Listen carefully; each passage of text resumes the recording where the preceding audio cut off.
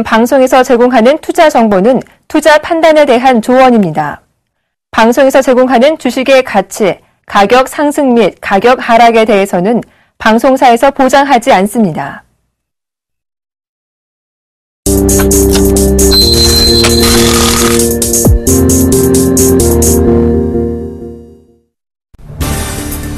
한중일 자유무역 협정 제4차 협상이 오늘 서울 쉐라톤 그랜드 워컬 호텔에서 시작됐습니다. 이번 협상에서는 상품과 서비스, 투자 경쟁, 지식 재산권 분야의 작업반 회의와 환경과 정부 조달, 전자상 거래, 식품 분야의 전문가 대화가 진행됩니다. 통계청이 발표한 2월 소비자 물가 동향에 따르면 지난달 소비자 물가는 작년 같은 달보다 1% 상승해 4개월 만에 최저 수준을 기록했습니다. 소비자 물가가 1%대의 낮은 상승률을 장기간 지속하면서 내달이면 새 수장을 맡는 한은의 통화 정책에 계속 부담으로 작용하고 있습니다. 우크라이나 사태 악화로 신흥시장이 직격탄을 맞은 가운데 세계 신흥국들의 경제가 흔들릴 수 있다는 우려가 나오고 있습니다. 우크라이나 자체는 경제 규모가 작아 다른 국가의 경제에 미치는 파급력이 크지는 않지만 서방과의 갈등을 촉발한 러시아 경제가 충격을 받으면 세계 신흥국 전반으로 타격이 확산될 것으로 전망됩니다. 한국의 금융자산 투자자 10명 중 7명은 주식 투자를 선호하는 것으로 나타났습니다. 조사 결과에 따르면 설문에 참여한 한국 투자자 500명 가운데 72%는 12개월 내 투자하고 싶은 자산으로 주식을 꼽았습니다.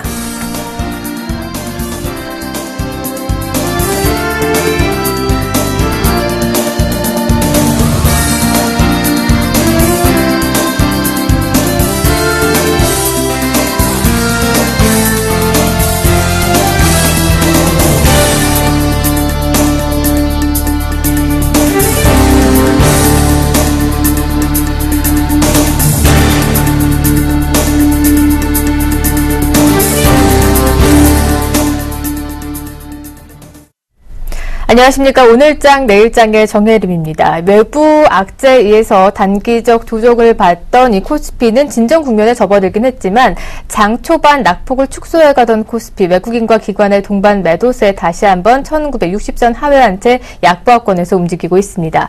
이 반면에 코스닥은 오늘 530포인트 안착에 성공하면서 차별화된 움직임 보여주고 있는데요.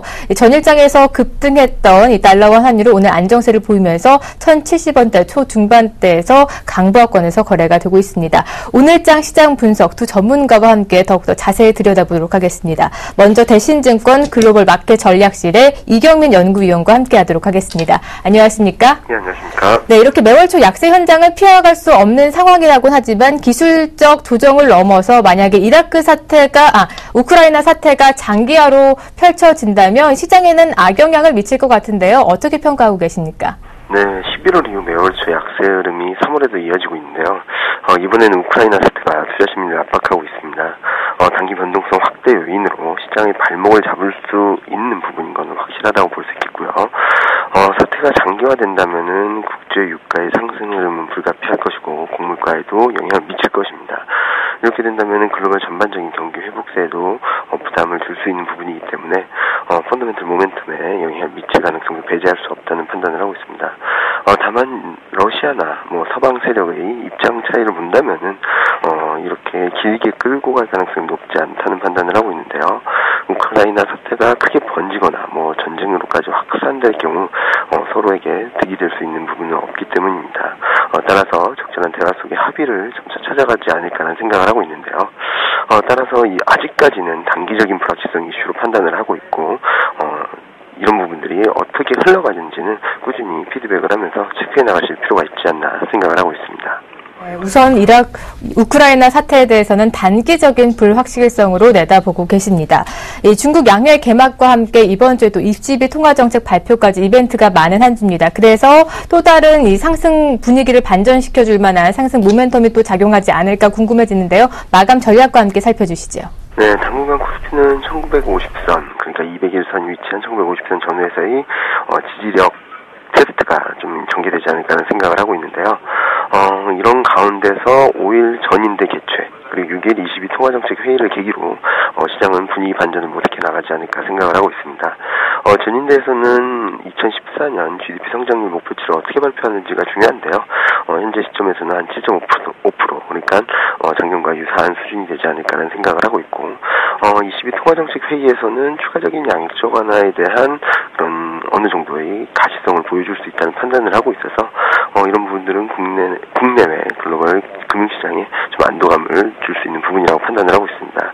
따라서 현재 시점에서는 투자 심리를 압박하는 요인들에 의한 단기 변동성을 비중 확대로 대응하실 필요가 있겠고요. 그 가운데에 있어가지고는 조선, 금융, 에너지, 자동차 업종에 주목하실 필요가 있다는 판단을 하고 있습니다. 네, 단기 조정을 기회를 삼아서 비중 확대 의견 주시면서 조선과 금융, 에너지, 자동차 업종에 주목해보자라는 답변까지 마련해 주셨습니다. 오늘 말씀 고맙습니다. 감사합니다. 네, 이어서 이 시각 외환 동향도 함께 살펴보도록 하겠습니다. 오늘도 KB 외환선물의 정경팔 팀장과 함께합니다. 안녕하십니까? 네, 안녕하세요. 네, 이 전일장 급등 출발한 것과 달리 오늘은 환율 많이 안정화된 모습 보여주고 있습니다. 1,072원대에서 현재 거래가 되고 있는 것 같은데요. 외환시장 분위기 짚어주시죠. 네, 따로 환율이 2거래일 연속으로 상승하고 있습니다. 오늘 서울외환 시장은 어제 종가 대비 2원 80전이 상승한 1,073원에 개장했는데요. 개장 이후 개장가로 9점을 하락하면서 1,069원 90전까지 상승폭을 줄였고요. 이후 다시 반등하면서 시간 현재는 1,072원 50전에 거래가 되고 있습니다. 환율이 상승한 것은 우크라이나의 지정학적 리스크 때문인데요. 미국 경제 지표가 호조를 보이면서 위험 선언을 유발할 수 있는 여건이 상존하고 있습니다만 우크라이나 사태에 따른 위험 회피가 이를 압도하는 양상이 지난 주말부터 오늘까지 지속되고 있습니다. 환율이 장중에 상승폭을 확대하지 못하고 하락한 것은 수출업체들의 내고와 호주 달러의 급등 때문인데요.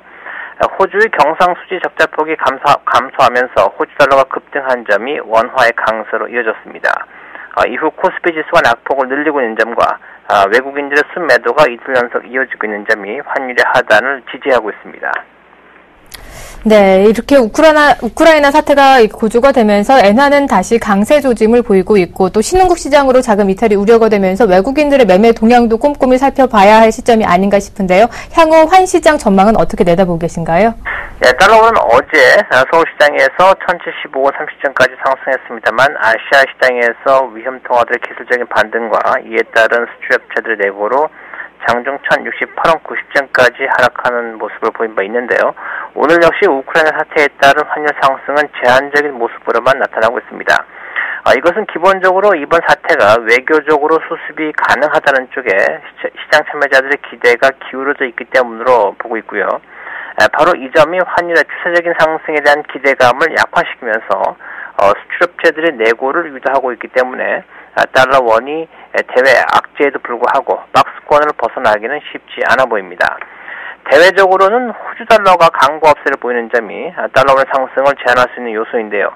오늘은 호주 경제 지표의 호조로 아시아장에서 호주 달러가 강세를 보이면서 원화 강세에 영향을 주었습니다만 다른 요인으로도 호주 달러의 강세가 유발되고 있습니다.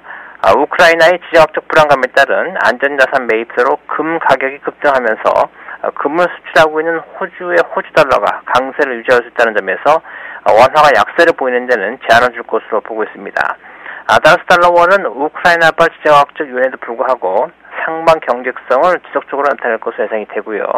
1,070원을 전후한 박스권 장세를 계속 이어갈 것으로 전망하고 있습니다.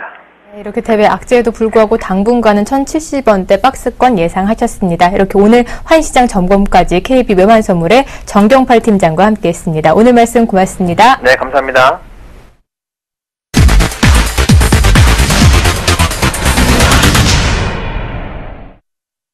네, 오늘 장에서 떠오르는 이슈들까지 점검해보고 마감 전략까지 꼼꼼하게 세워보도록 하겠습니다. IM투자증권의 김동섭 이사와 함께합니다. 안녕하세요. 네, 안녕하세요. 네, 우크라이나 사태가 진정 국면에 접어들기보다는 좀 사태가 악화되는 것 아니겠냐 이런 걱정을 앞서게 됩니다. 이렇게 푸틴 대통령이 과연 이렇게 도박을 한 이유도 궁금해지고요. 과연 그 배경에는 어떤 것들이 숨겨져 있는지도 궁금해지는데요. 어떻게 파악하고 계신가요? 우리가 보여지기에는 일단 그 반정부 세력이 정부를 전복해서 대통령을 추출했다. 그래서 그 대통령이 러시아를 밀어주는 러시아계 대통령이기 때문에 푸틴이 크림반도를 뭐 점거했다. 뭐 이렇게 알고 있죠. 그래서 이제 서방국에서는 이건 뭔가 잘못된 거 아니냐. 외부 세력이 우크라이나에 접근을 해서 안 된다. 뭐 이렇게 얘기를 하고 있지만 사실은 그게 아니라 이제 그 자원 분쟁이라고 보시면 됩니다. 그러니까 러시아는 30년 동안 이 유로존에 우크라이나라든가 시리아랑 이런을 통해서 파이프라인을 통해서 이 천연가스를 제공을 했었거든요. 근데 지금 그 아시겠지만 세계의 자원의 대세는 셰일가스입니다. 미국의 셰일가스인데 셰일가스가 이쪽으로 들어오는 과정 속에서 아마 나타나는 현상이 아닐까라는 생각을 한번 해봐야 될 것 같고요. 그렇기 때문에 푸틴으로서는 어떤 그 천연가스를 공급하기 위한 교두보를 지키기 위한 아마 전략이었을 수도 있겠다라는 생각을 합니다. 그렇지만 일단 푸틴 입장으로서 도박을 한 것은 사실 굉장히 모험이지 않나 이렇게 보고 있습니다. 왜냐하면 얻는 것보다 잃는 게 더 많다라는 거죠. 그 예로 아시겠지만 어저께 러시아 주시장은 11.6% 정도 빠졌죠. 거기다가 루블화 같은 경우에는 1.6% 폭락을 해버렸습니다. 그래서 실제로 그 푸틴을 지지하는 어떤 그 친구들은 거의 뭐 350억 불 정도 손실이 났다고 하죠. 그러니까 사실 얻은 것보다 잃은 게 많고요. 또 푸틴 입장으로서는 거기를 점거해서 얻을 수 있는 것이 사실은 어떻게 보면은 파이프라인 하나 정도밖에 없는 상태고요. 또 하나는 자기의 의지를 보여줬다는 것 외에는 없다라는 거죠.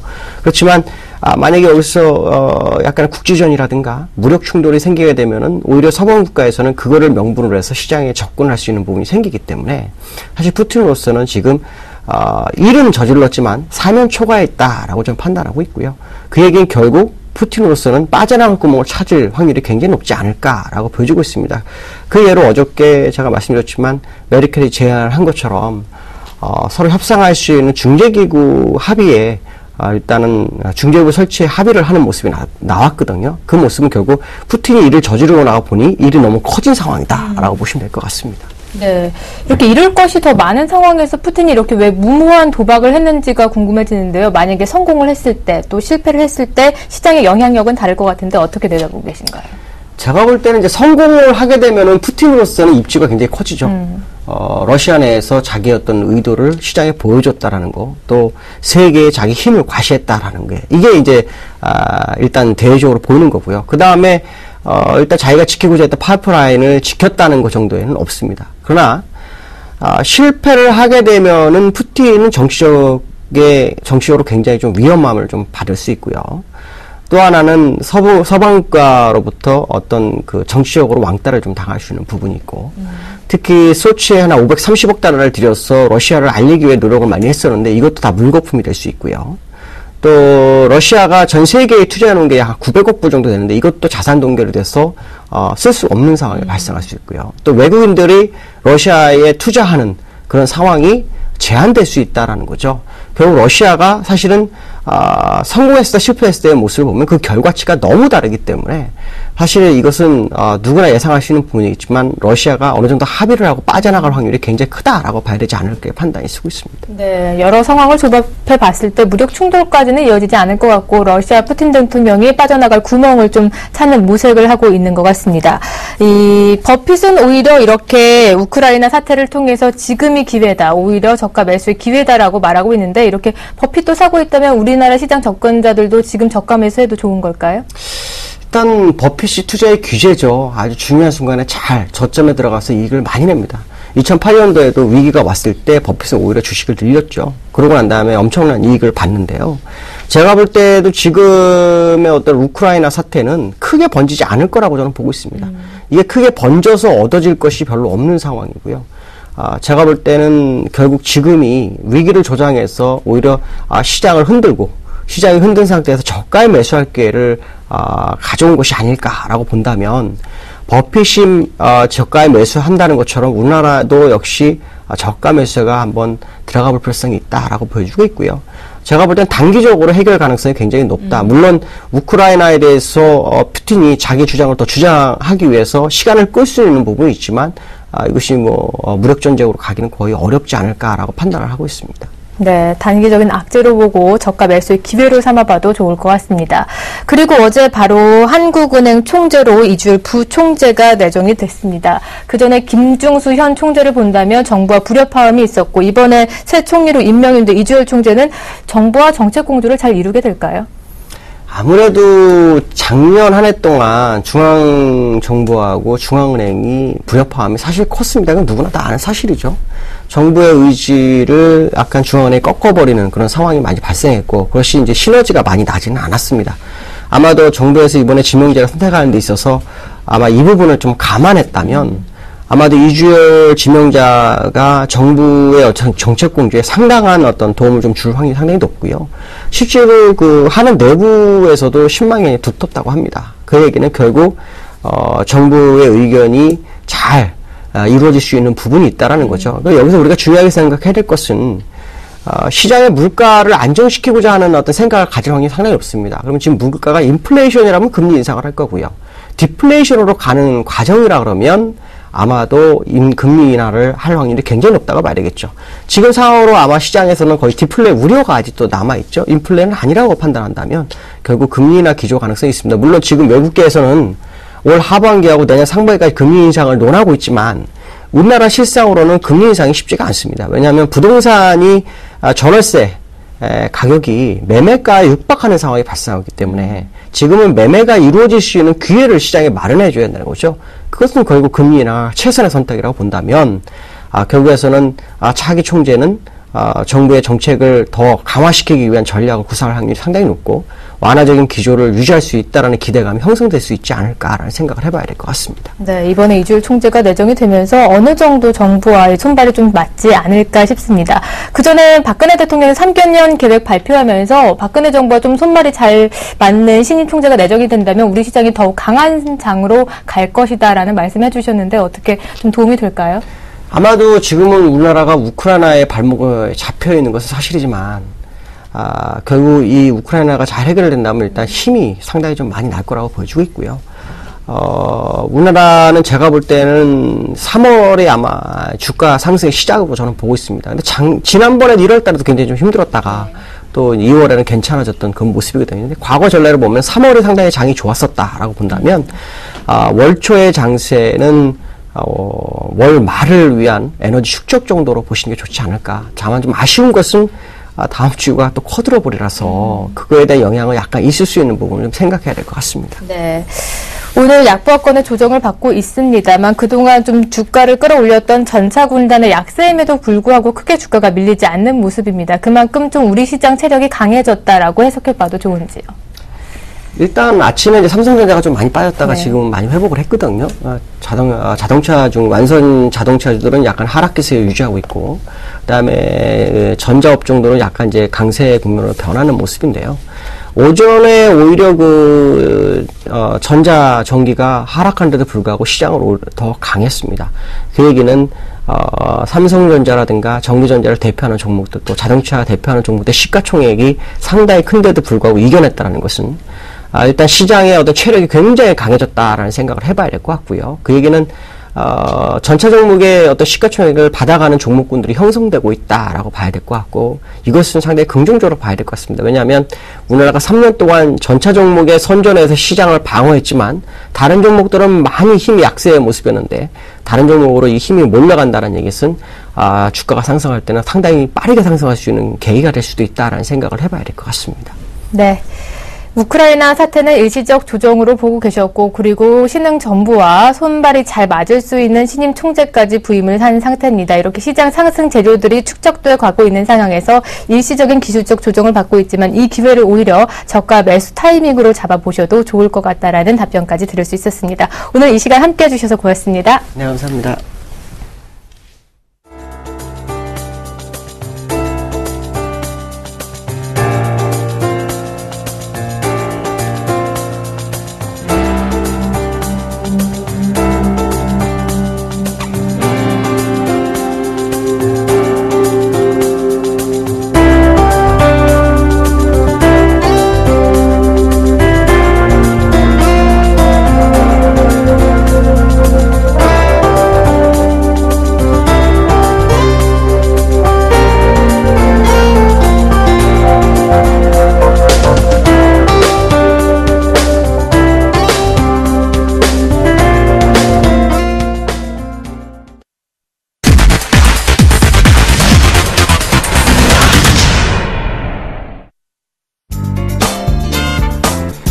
안녕하십니까. 나른한 오후입니다. 날씨가 아주 따뜻해졌는데요. 그에 따라서 이 춘곤증이 밀려올 수밖에 없는 요즘 날씨가 아닌가.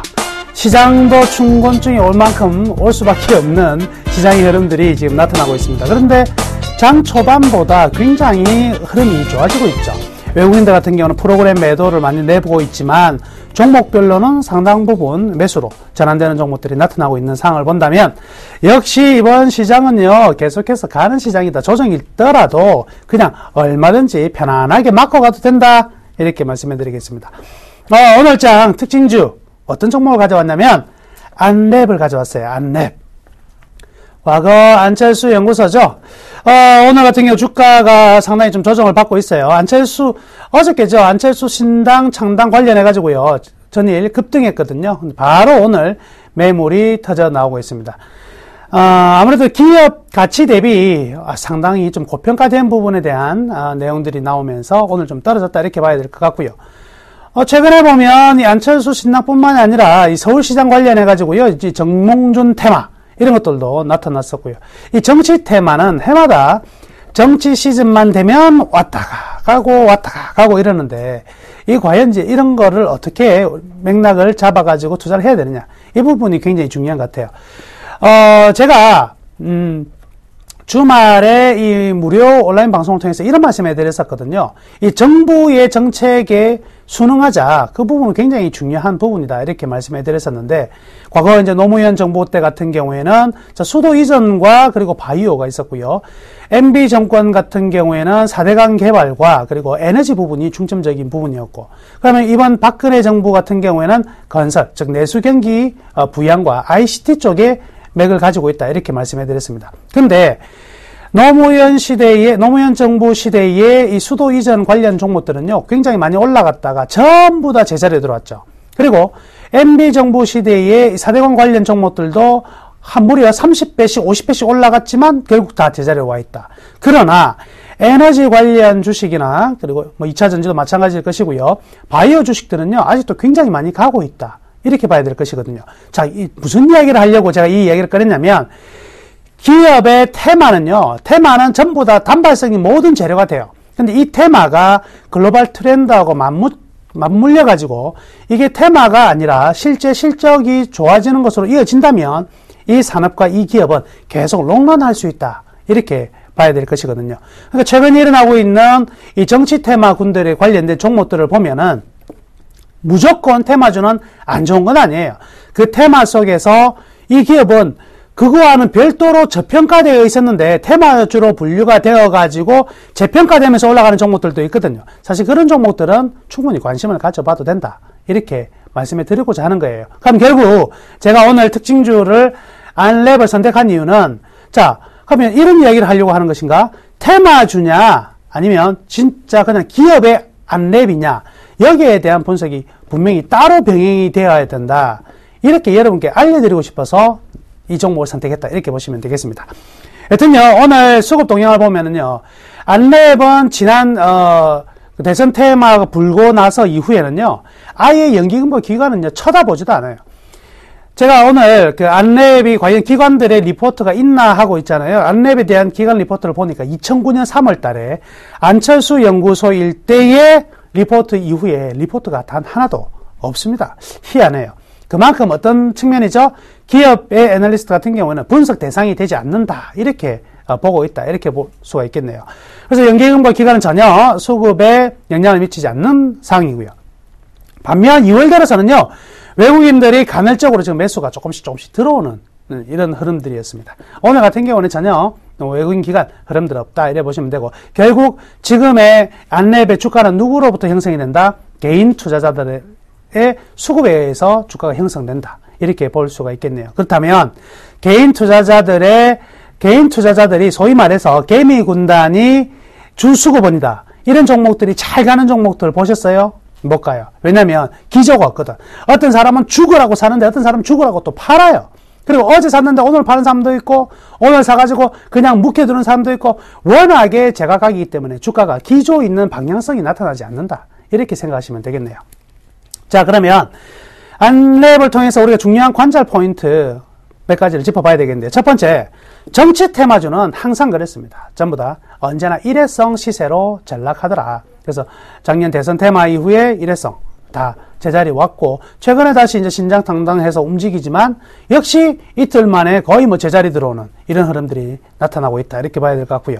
문제는 아까 방금 말씀해 드렸지만 테마를 넘어서 기업의 실적이 어떻게 되느냐에 따라서 안랩을 새롭게 인식을 할 필요가 있다, 이렇게 봐야 된다는 거죠. 그러면 지금 이 안랩의 타이밍은 실적으로 볼 수 있는 가격인가, 아니면 테마로 봐야 되는 가격인가, 여기에 대해서는 제가 좀 이따가 또 설명해 드릴게요. 자, 그리고 두 번째는 안랩의 기업적인 측면을 또 하나 보면은요, 하드웨어와 소프트웨어의 융합입니다. 하드웨어, 과거 이제 안철수 연구소 하면 전부 다 V3, 그죠? 이 백신만 생각을 하셨는데, 그 이후에 안랩으로 바뀌면서 상당히 많은 변화가 있었어요. 그래서 안랩 같은 경우에는 소프트웨어에서 하드웨어까지 접목이 되면서 지금 굉장히 좋은 실적은 분명히 나타나고 있다. 매출의 규모는 굉장히 커지는데 이익은 좀 떨어진 부분들은 분명히 존재합니다. 여기 그림 한번 보실까요? 지금 안랩의 이 매출액과 영업이익과 순이익의 그래프인데요. 여기 보시면 빨간 막대가 매출액이지 않습니까? 매출액이 2011년도 이후에 분기 매출액이 약 2배 이상의 엄청난 성장이 나왔어요. 그럼에도 불구하고 12년 말부터 13년까지, 작년까지는 영업이익이 굉장히 많이 떨어졌습니다. 순이익도 많이 떨어졌고요. 즉 어떤 부분이냐면 R&B라든지 신규 설비 투자가 굉장히 많이 늘었고, 이익에 대해서 아직까지는 뽑아내는 단계는 아니다, 이렇게 볼 수가 있겠는데, 여기에서 우리는 주안점을 좀 가져야 될 것은 매출액의 증가 뒤에는 항시 따라오는 게 하나 있더라. 특별한 경우 아니면 영업이익이 따라온다는 점을 본다면, 향후 이익이 만약에 증가된다면 상당폭 빠른 템포로 이익이 증가될 수 있다, 이렇게 판단해 볼 수도 있겠네요. 자, 물론 이제 하드웨어 소프트웨어 융합이 결국 우리나라 시장 안에서 머물러 가지고는 안 될 것이고요. 어느 시장, 글로벌 시장으로 잘 진출이 되는지에 대한 여부가 굉장히 중요한 핵심 포인트가 아니겠나, 이렇게 말씀해 드리겠습니다. 자, 앞으로의 전망은요, 여기 부분이 굉장히 관심이 있습니다. 제가 어저께 어떤 그 테마와 관련해 가지고 어떤 이야기 했습니까? 사물 인터넷 이야기 했죠. 오늘 사물 인터넷 관련 엔텔스 같은 종목이 급등하고 있습니다. 그렇죠? 사물 인터넷 관련 엔텔스라든지 효성 ITX 같은 종목들 급등하고 있는데, 사물 인터넷은 제가 어떤 거라 그랬습니까? 이거 단순한 테마 아닙니다, 이거. 글로벌 트렌드가 완전히 투영된 하나의 작은, 우리나라에서 이만큼도 아직까지 일어나지 못한 하나의 테마. 앞으로는 테마가 아니라는 거죠. 현재는 사물 인터넷 테마라고 얘기하지만 이거는 엄청난 시장이 개화가 된다. 스마트폰보다 훨씬 더 큰 시장이 개화가 된다, 이렇게 말씀해 드렸는데, 결국 그 제일 마지막 단계가 뭐냐면 결국 보안으로 엮인다는 거죠. 그런데 소프트웨어와 하드웨어의 융합이 가장 매칭이 잘 돼 있는 기업이 바로 또 안랩이거든요. 그렇기 때문에 사물 인터넷 시장이 확실히 개화가 되고 성장할 경우에는요, 이 안랩의 성장 가치는 굉장히 커질 가능성이 높다, 이렇게 판단해 볼 수도 있겠습니다. 자, 그리고 올해는요, 역시 글로벌 시장에 본격적으로 이제 나가는 부분인데, 전문화와 글로벌화, 이 부분에 대해서 상당 부분 이익이 개선되는, 즉 매출액만 개선되는 것이 아니라 이제는 이익을 뽑아낼 수 있는 단계로 넘어간다면 충분히 넘어갈 것으로 판단이 되고요. 따라서 올해의 이 안랩의 실적은 굉장히 좋을 것 같습니다. 그래서 기업에 대한 기대치는 충분히 있다, 이렇게 봐도 되겠네요. 그러면 결론적으로 이 주식 살까 말까? 자, 제가 방금 이런 말씀해 드렸거든요. 앞으로 이 기업이 굉장히 이익이 좋아질 수 있다, 이렇게 얘기했어요. 올해 굉장히 기대가 된다, 이렇게 이야기했는데, 기대가 된다고 해서 주식을 바로 무조건 사면 될까요? 안 돼요. 기대가 되는데 그 기대에 부응해서 현 주가가 어디에 와 있나를 생각을 해야죠. 지금 대부분의 뭐 IT 부품 관련주도 코스닥 기업들 가는 종목도 있고 못 가는 종목도 있고 LED 관련 종목도 다 가는 게 아니거든요. 물론 많이 간 종목도 있고 못 간 종목도 있고, 이게 왜 그럴까요? 항상 전망을 보고 좋다고 해서 무조건 사가지고 수익 나는 게 아니죠. 좋을 때 얼마만큼 싸게 형성이 돼 있느냐가 중요한 거예요. 무조건 좋다고 전망만 보고 가는 투자의 위험성은 거기에 있는 것이거든요. 자, 그래서 제가 보니까요, 지금 현재 PBR, 즉 주가 순자산 배율이요, 약 평균 올해 기대치 봤을 때 한 4배 정도 돼요. 한 4배 정도의 주가 순자산 배율이 되는데, 과거 10년간의 이 안랩의 주가의 궤적을 그려보니까 PBR이 평균적으로 얼마가 나오느냐 보니까 2.6 정도 나와요. 그러면 평균적인 가격이 2.6 정도인데 지금 사다. 그러면 10년 평균 가격에, 평균 시장에서 바라보는 안랩의 적정 주가에 비해서 지금 약 50%는 올라와 있는 부분이거든요. 그럼 이익이 급속도로 개선이 된다면 지금 가격이 물론 적정 주가가 될 수도 있는 상황이지만 현재까지의 상황으로 본다면 현재 가격은 상당히 고평가가 되어 있으면은 틀림이 없다. 자, 그렇기 때문에 현재는요, 현재 주가가 하루에 7%씩 올라가고 이럴 때는요, 가지고 계신 분들 그냥 파세요. 그냥 파시고 나서, 왜? 정치적 테마에 변성한 거잖아요. 팔고 나서 또 뭐 단타를 잘 치시는 분들은 단타를 치시든지 하셔도 괜찮는데, 절대 중장기적, 현재 펀더멘탈 가치로서는요, 절대 매력적인 구간은 아니다. 팔고 나서 지금 쳐다볼 것은 아니고요. 최소한 1분기 지나서 1분기 실적과 이 향후 안철수의 기업 내부적인 내용으로 얼마만큼 가치를 만들어내는지를 보고 그때 들어가도 늦지 않다. 이렇게 말씀해 드릴게요. 그래서 향후 성장성 분명히 기대는 됩니다만은 아직은 불확실성 그리고 고평가의 상황이기 때문에 중장기 투자하실 분들은 현재 안랩에 들어가시지는 절대 마시고요. 다른 종목에서 그 해답을 찾자. 단기적으로는 이 정치 테마들은 언제든지 움직일 수가 있겠지만 일반 개인 투자자들이 그 안에서 수익을 내기라는 것은 정말 쉽지 않다. 이렇게 말씀해 드리면서 오늘 특징주 이슈와의 안랩은 마치도록 하겠습니다. 잠시 후 3시 10분이죠. 3시 10분에 여러분과 함께 무료 온라인 방송 샘플러스로 접속하시면 되는데요. 제 방에서 다시 또 좀 더 많은 이야기들 나누도록 하겠습니다. 감사합니다.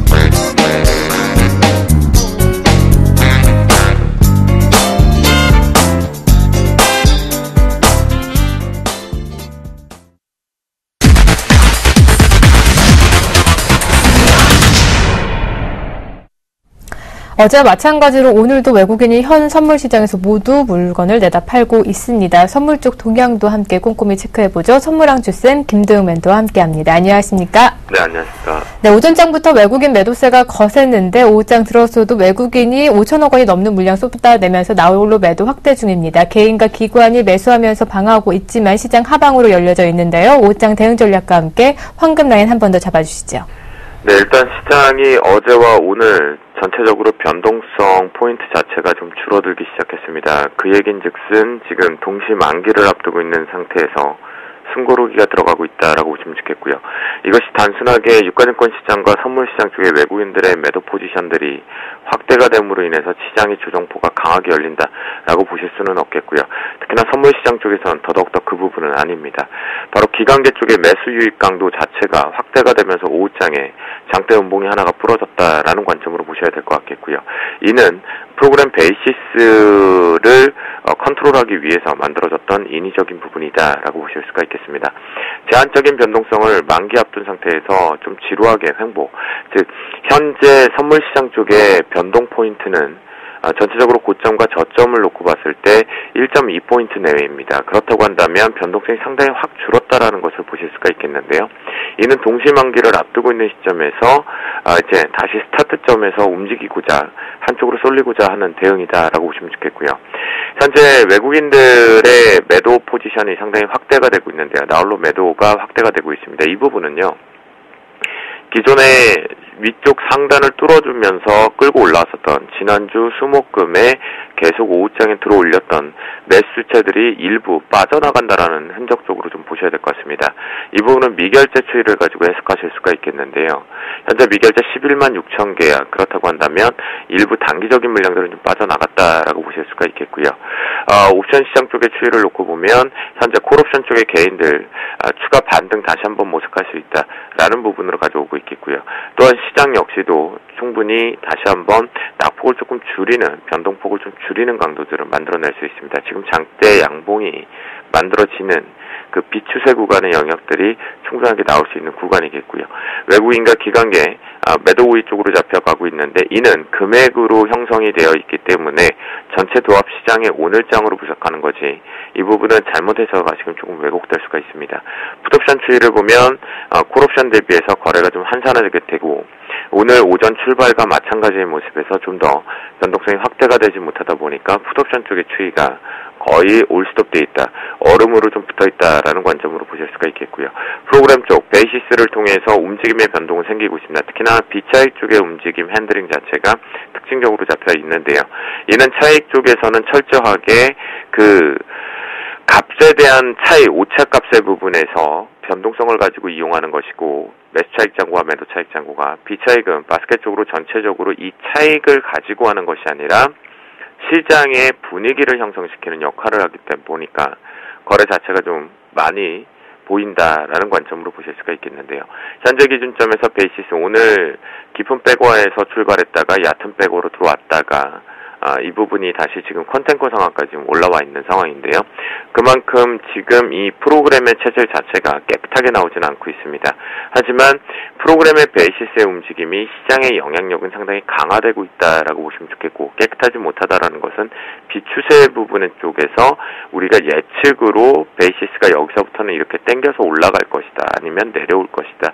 그로 인해서 시장을 매도 우위 쪽으로 더 확대를 시킬 것이다. 매수 우위 쪽으로 확대를 시킬 것이다. 이 부분을 앞에 다음 파동에서의 예측 범위를 못 만들어내기 때문이다 라고 말씀 좀 드리겠고요. 이 프로그램의 베이시스는 예측하는 범위가 아니고 대응 영역이다 라고 다시 한번 강조합니다. 이 부분을 예측할 수 있는 사람은 대한민국에도 없다라고 저는 판단을 하고 있습니다. 자, 대응 전략적으로 말씀을 좀 드리겠는데요. 오늘장 같은 경우는 오후장에서는 기관 매수 확대 여부를 좀 집중해서 보시기 바라겠습니다. 기관 쪽에서 매수가 현재 기준점에서 더 폭발적으로 확대가 된다라면 현재 1,300억, 기관계 도합이 2,700억대입니다. 그렇다고 한다면 오후장까지 만약 3,500억대가 넘어서게 되면 이 부분은 낙폭을 축소하고 다시 한번 위쪽에서 핸들링으로 마감될 확률이 높다라고 말씀드렸고 어제 오후장 선물왕에서 말씀드렸을 때 그 부근에서 마무리가 될 것이다 라고 말씀드렸는데요. 역시 그렇게 종가를 만들었습니다. 오늘 역시도 막판부에서 큰 변동은 없을 것으로 지금 판단이 된다라고 말씀 좀 드리겠고요. 기관계 매수가 확대가 된다라면 외국인들의 매도 때문에 시장이 주동포를 더 크게 밑으로 열고 마무리될 것이다 라고 보지는 마시고요. 전반적으로 현재 거래되는 가격대에서 마무리될 확률이 높습니다. 마지막으로 대응 전략적으로 다시 한번 황금 라인을 잡아서 들어가 보면요. 오전장과 마찬가지로 황금 라인 255.00을 설정을 좀 하겠습니다. 자, 분명한 선은 올라탔기 때문에 매수 관점적으로 보시라고 그랬고 지지대가 나왔었기 때문에 매수 관점으로 보시는 겁니다. 하지만 요 장대 음봉이 하나가 떨어지면서 이 부분을 깨고 내려왔거든요. 그렇다고 한다면 이때 스위칭으로 매도를 치셔야 되는 것이 맞다라고 말씀 좀 드리겠고요.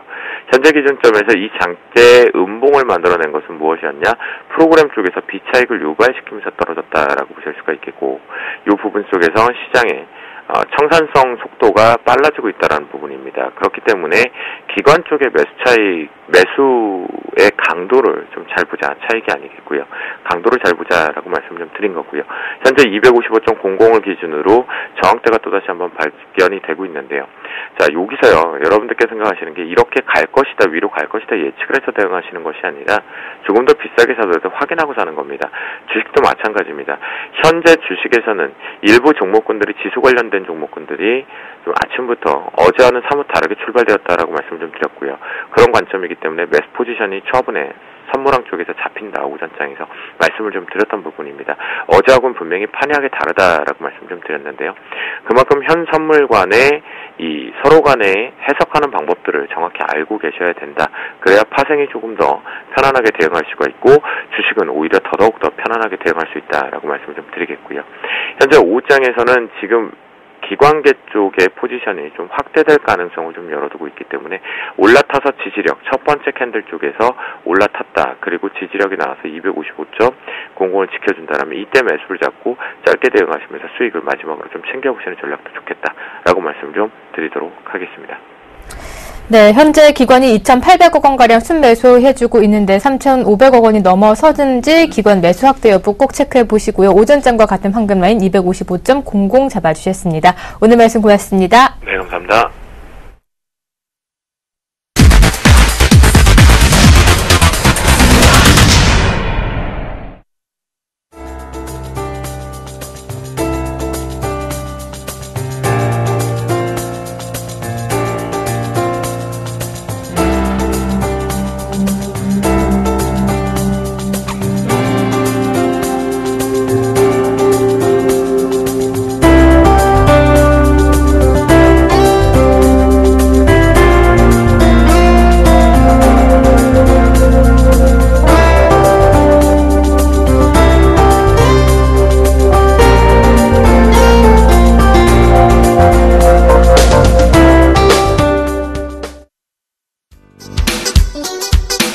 안녕하십니까, 김근준 멘토입니다.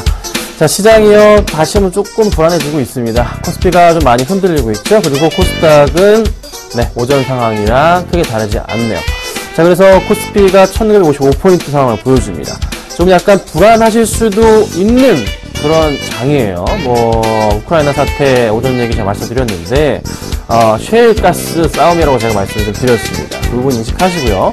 지수가 조정이 나오다가 다시 반등을 주는 그런 포인트 나올 겁니다. 포인트에는 어떻게 매수해야 됩니다. 꼭 매수를 하시면요, 아마 좋은 소식이 있지 않을까 제가 오늘 짧게 말씀을 좀 드려보겠습니다. 아셨죠? 꼭 참고하시고요. 궁금하신 종목에 대해서 문자를 주시면 제가 지금부터 상담을 해드리도록 하겠습니다. 자, 013에 3366번에 0110번입니다. 아래 번호 나가고 있죠? 네, 문자 마구마구 주시면요, 제가 전부 다 최대한 빠르게 상담을 해드리도록 하겠습니다. 자, 그리고 오늘 한 종목 제가 손절하고 갈 건데요, 좀 이따가 살펴봐 드리도록 할게요. 자, 본격적으로 해드리기 전에 한 종목이 지금 문자가 들어온 게 아니고 바로 전화가 오셔가지고요, 요거는 좀 해드리고 넘어갈게요. 라이브 플렉스가 들어왔습니다. 5100님 라이브 플렉스를 제가 조금 상담해 드리도록 하겠습니다. 자, 라이브 플렉스인데요, 매수가가 1,770원이십니다. 비중은 40% 정도 매수를 하셨는데요. 자, 오늘 0.3% 정도 상승 중이지만 매수하신 가격대 자체가 조금 높으십니다. 자, 잠깐 보고 갈게요. 자, 차트를 좀 같이 보겠습니다. 자, 지금 흐름에서 보자면요, 매수하신 구간대 자체는요, 1770원 어느 구간이죠? 요 포인트입니다. 요때쯤 매수를 하셨거나 이때신 것 같아요. 자, 한번 크게 올랐다가 빠지고 내려간 주가 흐름 좀 더 크게 볼까요? 자, 이 흐름 최근에 그러니까 11월부터 차트에서 바닥 라인에 대한 인식은 어디입니까? 여기가 바닥이었고 좀 확인하는 듯한데 다시 올라왔고 다시 여기가 바닥으로 인식이 되고 있습니다. 자, 차트상의 흐름만 볼게요. 바닥 라인에 대한 인식으로 올라가는 포인트가 바로 지금 현재 다시 네모칸 하나 쳐볼까요? 이 포인트에서 치고 올라가고 이 포인트에서 한번 치고 올라가고 그리고 여기서 이 부근에서 한번 치고 올라가네요. 거의 바닥이라는 느낌은 나고 있습니다. 자, 이 종목 시가총액이 얼마짜리인가요? 600억입니다. 수급이 좀 들어올까요? 수급은 좀 살펴봐야 되는데, 네, 역시나 없죠? 시가총액 1000억이 넘어가지 않으면 많이 들어오진 않습니다. 자, 그럼 그 다음 뭐 봐야 될까요? 실적 부분. 살펴보자면요. 자, 실적 부분 보니까요, 올해 실적 어떻게 되나 제가 아직 모르겠는데요. 확인 안 해봐서요. 4분기 때 실적을 볼까요? 분기로 좀 검색을 해볼게요. 없나요? 4분기 검색해볼까요? 자료가 없나요? 실적으로 검색해볼까요? 자, 실적으로 보니까 이것도 역시나, 실적이 안 나왔나요? 전반적으로 실적, 네, 매출액, 28, 지난해 매출액이 586억이고요. 그 외의 건 없습니다. 제가 좀 자세하게 봐야긴 했는데, 아직, 그나마 조금이나마 상승 쪽으로 전환이 되는 것 같아요. 그러면, 바닥 확인은 거의 끝났다는 인식이 잡히고 있는 상태. 그쵸? 그리고 나서 다시, 반등 쪽으로 갈 수 있는. 사실 라이브 플렉스가 최근에 게임 자체가요, 그렇게 재밌지는 않습니다. 인기가 좀 없어요. 그래서 흐름인데, 하지만 크게 이 내려갔던 차트 큰 흐름에서 다시 상승 쪽으로의 분위기, 주봉으로 볼게요. 상승 쪽으로의 분위기가 나온단 말이죠. 그러니까 크게 내려갔던 이 주가 흐름 자체가 다시 반등 쪽으로 서서히 움직이려는 흐름 자체가 나타나 줍니다. 그렇죠? 지금의 현 주가 흐름 무슨 바닥이죠? 완전 바닥 라인 구간이라는 거죠. 그래서 지금은 팔면 안 되고요. 가져가야 되는 이런 구간입니다. 그렇죠? 일봉으로 보이잖아요. 그래서 조금 기다려 보시고요. 한번 튀어 올라갈 거예요. 게임주 전반적으로 조금 양호한 흐름 나타날 가능성이 높기 때문에 그 포인트 보시고서 조금 기다려보자 말씀을 좀 드려볼게요. 홀딩 의견 드려보도록 하겠습니다. 자, 문자 보내주시고요. 바로 수급 100점주 살펴보도록 하겠습니다. 삼성전자 올라왔습니다. 수급이 좋아서요. 네이버, LG 이노텍, 서울반도체, KG 이니시스가 올라왔습니다. 자, 먼저 삼성전자를 볼게요. 오늘 수급이 굉장히 좀 양호합니다. 많은 수급이 삼성전자에서 매수가 들어와주고 있습니다. 더 갈까요? 최근에 바닥 추세. 그러니까 제가 주로 그리는 차트를 일봉상으로 했을 때, 보통은 주봉으로 하지만, 이 바닥에서 상승 쪽으로 나올 수 있는 그런 자리가 왔다라고 이렇게 판단이 될 수도 있겠지만, 제가 삼성전자를 얘기할 때 이런 말씀을 드렸던 기억 있으실까 모르겠어요. 120만원 중반대, 요때 매수. 이거를 제가 이때부터 계속 말씀드렸어요. 매수하라 그랬고요. 그 다음 얼마 하려고 말씀드렸죠? 140만원대 초반 오면은 매도 의견을 제가 드리고 있습니다. 자, 이 흐름이 뭐죠? 차트 이어볼까요? 자, 요런 이제 그래프 자체가 나온단 말이죠. 그쵸? 여기서 치고 올라가는 부분, 치고 올라갔다 빠졌다가 올라갔다가 다시 밀렸다가 다시 도달했을 때 요 포인트 동그라미 칩니다. 이 포인트가 바로 매도할 수 있는 포인트. 지금은 매수 기회일까요? 나쁘진 않지만 나쁘진 않아요. 하지만 조금은 주의가 필요한 그런 시점인 것 같습니다. 그래서 조금은 조심하시고 대응해야 되지 않을까. 하지만 오늘 수급은 굉장히 좋았기 때문에 가져왔고 지수가 분명히 살아납니다. 왜죠? 이번 우크라이나 사태는요. 북한 미사일은 그냥 아무렇지도 않아요. 우크라이나 사태는 단기적인 악재니까. 그렇죠? 쉘가스 싸움일 뿐이니까 다시 올라갈 겁니다. 그러면 어떻게? 올라가면 그 타이밍에 맞춰서 정리를 하는 게 낫겠죠. 지금 매수는 조금 더 기다려보자 의견 드려볼게요. 자, 그 다음 종목입니다. 네이버가 외인들의 매수가 오늘도 굉장히 강합니다. 자, 1% 정도 지금 상승 중에 있습니다. 더 갈 수 있을까요? 흐름을 좀 봐드릴게요. 자, 오늘 최고가 아니죠. 어제였죠? 이 흐름, 네이버의 흐름 보자면요. 지금 이렇게 올라가는 이유가 뭡니까? 이렇게 좀 많이 올라가는 이유, 많이 빠지지도 않는 이유. 일단 수급을 잘 들어와주고 있는데 하나 걱정인 거, 거래량을 좀 볼게요. 거래량 자체가 한번 튀어 올라갔다가, 그쵸? 여기서 튀어 올라갔다가 많이 샀잖아요? 그런데 좀 확대해 보겠습니다. 그런데 여기서 최근에 요 포인트 위에 보세요. 고점 포인트에서 거래량이 조금 줄면서 오늘 브레이크가 좀 잡혀요. 많은 물량 안 들어옵니다. 좀 빠질 가능성도 있어요. 얼마까지 빠질까요? 좀 볼게요. 차트로 다시 돌아가서. 얼마까지 밀릴까요? 원래 라인으로 항상 바닥으로 인식됐던 21선 라인이죠. 좀 주의가 필요해요. 그러니까 지금 시점은요. 더 올라갈 가능성도 있는데 여차하면 어떻게? 오늘은 외인 들어오지만 이 많이 들어온 외인들의 물량 자체가 그쵸? 이 물량 자체가 어떻게? 이 물량이 갑자기 매도세로 확 밑으로 떨어져 버리면요. 매도세로 나와버리면 그때는 정리를 해야 됩니다. 주수로 말씀드려보자면요. 한 몇만 주의 매도세가 잡힌다 그러면은 네이버는요. 절반은 줄이셔야 돼요. 아셨죠? 그래서 수급은 좋지만 역시나 조금 주의를 해야 되는 종목이기 때문에 제가 말씀을 드려보도록 하겠습니다. 자, 그 다음 종목은요. LG이노텍입니다. 오늘 LG이노텍이요. 상당히 좋은 흐름을 보여줍니다. 자, LG이노텍. 너무 잘 가고 있죠? 오늘 현재 4.9% 급등을 합니다. 자, LG이노텍 볼게요. LG이노텍 차트를 볼게요. 차트를 보자면 여러분 이런 흐름을 이게 거의 좀 더 빠지지 않을까 생각했는데 오늘 좀 상승을 해주고 있어요. 제가 봤던 포인트는 LG는 사실 요 포인트를 봤습니다. 요 정도 포인트. 거의 내려오긴 했었어요. 그래서 좀 더 깨지면은 좋겠구나라는 판단을 했는데 급등을 합니다. 그런데 그 다음 고점 라인은 어디죠? 고점 라인은 요렇게 만들어 보자면 평행해야 된다는 말씀드렸어요. 고점 라인이잖아요. 고점 라인. 고점에서 빼졌다가 다시 고점을 뚫고 갔잖아요. 그럼 요 포인트에서 어떻게 매도할 수도 있는 그런 구간대가 좀 보이긴 합니다. 근데 이건 일봉상이고요. 주봉상으로 크게 보자면요. 여기서 보자면 차트의 그림은 약간 애매한 그런 차트입니다. 그리고 전 고점 라인 자체 좀 더 크게 볼게요. 2012년부터 차트에서 바닥 라인에 대한 인식은 75,000원이었고요. 그쵸? 고점 라인에 대한 인식 자체는 얼마였죠? 95,000원이었습니다. 여기는 오버슈팅한 그래프가 바로 되어버리네요. 그러면 이 박스권 안에서의 움직임을 볼 때 지금 라인은 어찌 보면 굉장히 위험한 라인. 여기가 바닥이잖아요. 바닥 보이시죠? 그쵸? 네. 약간의 조금은 주의가 필요한 그런 시점인 것 같아요. 이렇게 가잖아요. 이렇게 갔다가 쭉 빠졌다가 다시 갔다가 약간 또 슈팅할 수는 있겠죠? 그럼 슈팅할 때는 어떻게? 팔아야겠죠? 그쵸? 다시 이렇게 내려갈 가능성도 있으니까. 만약에 그게 아니라면은 이 큰 이 위에 큰 박스권 자체, 이 박스권 자체를 뚫고 넘어가야 되는데 조금은 지켜봐야 되지 않을까 하는 생각이 드네요. 그래서 조금은 지금부터는 어떻게 매수보다는 매도 관점으로 역시나 봐야 되는 종목입니다. 수급은 좋았기 때문에 가지고 나와봤지만 매도 관점 보시라고 제가 의견 드리도록 하겠습니다. 자, 그 다음 이 종목입니다. 서울반도체입니다. 자, 서울반도체가 오늘 굉장히 잘 갑니다. 조정시 매수 말씀드렸고 오전에 제가 루멘스를 말씀을 드렸어요. 자, 2.5% 오르고 있습니다. 더 갈 수 있을까요? 더 갈 수 있다라고 제가 말씀을 드려봅니다. 지금 현재 구간은요, 이런 구간이에요. 1월 중순부터 박스권을 유지합니다. 21선 자체가, 보세요. 21선 자체가 이렇게 치고 올라가다가 약간 이렇게 꺾여, 천천히 이제 평행선을 그리고 있어요. 그러면서 요 박스권에 대한 그림을 이렇게 그려주네요. 그쵸? 요 정도 박스권이 잡힙니다. 네, 정확하진 않지만 대충 이렇게 박스권이 잡혀요. 여기서 이제 돌파, 흐름이 한번 나올 가능성이 있지 않나라는 판단입니다. 크게 볼 때요, 반도체는 크게 볼 때 계속 20주선 자체를 타고 가는 그래프가 나오는 전형적인 우상향 그래프를 보여주는 그런 차트예요.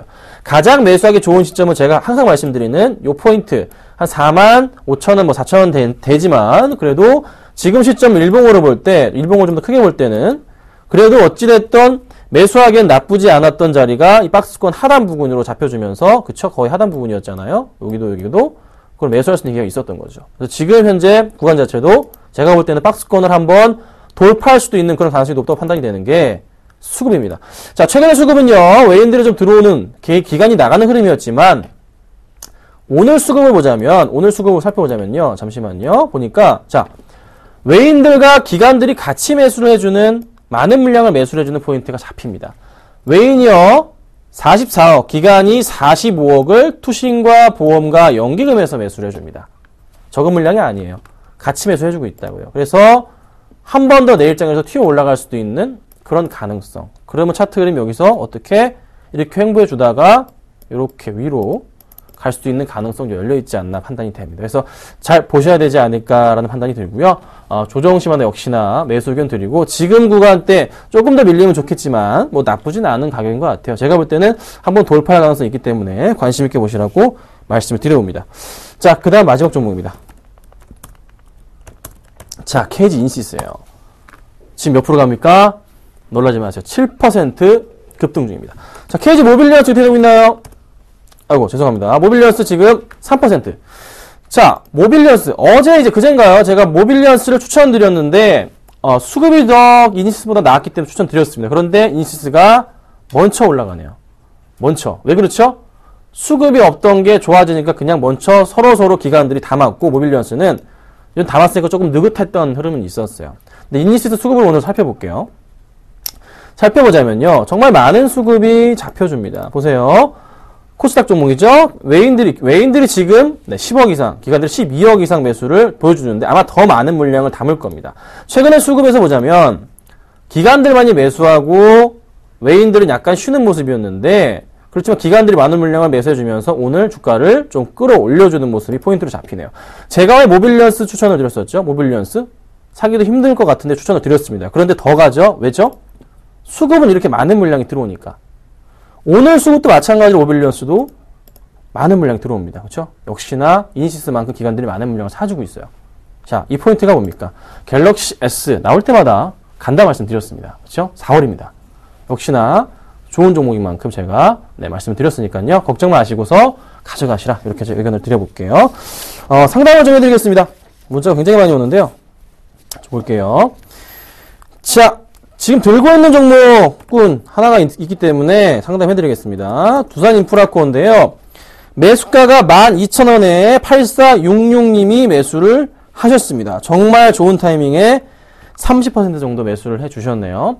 추천을 드렸고요. 지금 현재 현재 구간대 정도 마이너스가 나고 있는 상태입니다. 왜 추천을 드렸죠? 저는 4분기 흑자 전환됐고 1분기, 2분기 때 걱정 없고 전인대의 수혜주 중에 하나다 말씀드렸습니다. 언제부터 전인대가? 내일부터입니다. 그렇죠? 인프라 확대 가능성이 있고요. 성장률 7에서 8까지 올려야 됩니다. 8%까지. 그럼 충분히 갈 수가 있어요. 그러니까 걱정 마시고서 인프라코어는 가져가시면 됩니다. 손절 안 할 거고요. 더 추천드리고 싶은 종목 중에 하나입니다. 수급도 보시다시피 볼까요? 굉장히 많은 물량을 기관들이 매수를 해주고 있어요. 그냥 계속 사주고 있습니다. 자, 오늘도 기관 들어옵니다. 이따 확인해 보세요. 오늘도 기관 들어오기 때문에 걱정 마세요. 보험, 뭐 투신, 연기금 풀매수예요. 네, 가는 겁니다. 이거는 갈 거예요. 약간 조정입니다. 걱정 마시고 조금 더 볼게요. 아셨죠? 가져가도록 하겠습니다. 한 종목 또 볼까요? 이거 보겠습니다. 후성. 맨 처음에 보신 건데요. 이건 이제 없는 종목인데 살펴볼게요. 자, 후성 보겠습니다. 매수가가요. 6142님, 네, 3750 매수 3,750원에 매수하셨습니다. 자, 여기서 제가 항상 강조드렸던 부분, 그게 눈에 들어옵니다. 볼게요. 차트 흐름은 좋아요. 흐름은 좋아요. 자, 그런데 언제 매수해야 된다 말씀드렸죠? 언제?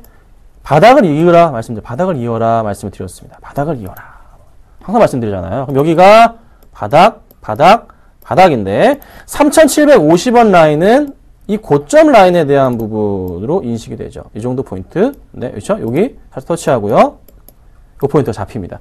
그래서 여기 완전 고점 라인, 요 박스권 내에서 매수를 하셨는데, 항상 주식을 살 때 주식은 무조건 이렇게 막 올라가는 게 아니고요. 갈짓자를 그리면서 가는 게 정말 좋은 종목입니다. 요렇게 가는 거죠. 그래서 요 부분이 왔으니까 오늘 좀 상승을 주고 있는데 매수할 수 있는 타이밍이 온 겁니다. 종목은 나쁘지 않아요. 그럼 어떻게 해야 되죠? 약간 조정이 온 다음에 다시 매수가 상승 쪽으로 갈 때는 그때는 좀 매수를 더 하셔가지고 단가를 낮추신 다음에 언제 한 좀 더 올라갈 때 한 3,800원 이후로 다시 올라갈 때 그때 정리하고 나오시면 돼요. 확실하게 조금 수급적인 부분이 좀 마음에 들지는 않기 때문에 좀 매도세가 나왔는데요. 다시 들어온 날이 있을 겁니다. 그래서 그 포인트 보시고서 대응 부탁드리겠습니다. 아셨죠? 자, 오늘 추천주를 바로 좀 말씀드릴게요. 오늘 제가 이 종목 갖고 나왔습니다. 네, 오전과 똑같습니다, 여러분. 좋으니까요. 가지고 나왔어요. 사실 이 시장에서 살아남기 위한 종목인 것 같아요. 자, 루멘스 갖고 나왔습니다. 어떤 의미? 다 필요 없습니다. 수급 좋고요. 오늘도 정말 수급 굉장히 좋습니다. 메리디어팡 당연히 말도 않게 좋고요. 매수가는요. 종가로 바로 잡으시면 될 것 같고요. 종가로 매수하시고요. 목표가는 얼마? 짧게 봅니다. 저번처럼 12,000원. 손절가는 네, 바로 좀 아래 잡도록 하겠습니다. 아셨죠? 잘 두고 가시면 되고요. 내일 또 10시쯤에 제가 좋은 종목으로 찾아뵙도록 하겠습니다. 감사합니다. 네, 외국인 기관이 코스피는 팔고 코스닥은 사고 있습니다. 코스피 다시 한번 5,951포인트까지 밀려난 모습인데요. 내일은 좀 반등을 기대해 보도록 하겠습니다. 오늘장 내일장 오늘 준비한 소식은 여기까지입니다. 시청해주신 여러분 고맙습니다.